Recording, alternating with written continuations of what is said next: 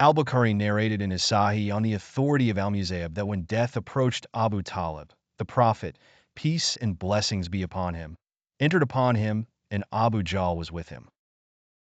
He said, "O uncle, say there is no God but Allah, a word by which I will argue for you before Allah."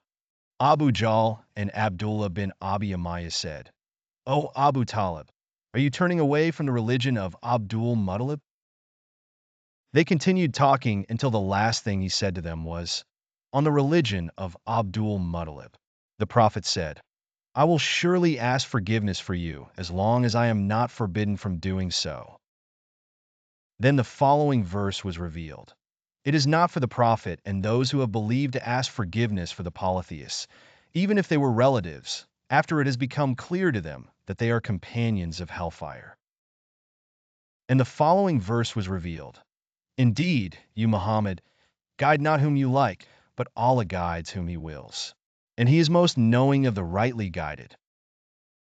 Al-Bukhari also narrated on the authority of Abu Sa'id al-Khudri that he heard the Prophet mention his uncle in his presence, and he said, "Perhaps my intercession will benefit him on the day of resurrection, and he will be placed in a shallow part of the fire that will reach his ankles."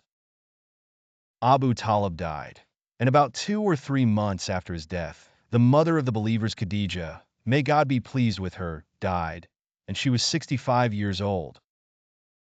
And the messenger of God, may God bless him and grant him peace, was at that time 50 years old, and 10 years of prophethood had passed.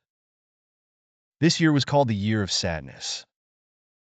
It is natural that after the death of Abu Talib, who was a strong support for the messenger of God, and his wife, Khadijah, may God be pleased with her, the strong believer who helped him and encouraged him to be patient and endure. It is natural after that the harm of the polytheists to the Prophet, may God bless him and grant him peace, would intensify, and they would do to him what they could not do before, and this is what happened. They entered his house, and threw filth after they had been doing that outside his house, and on his way.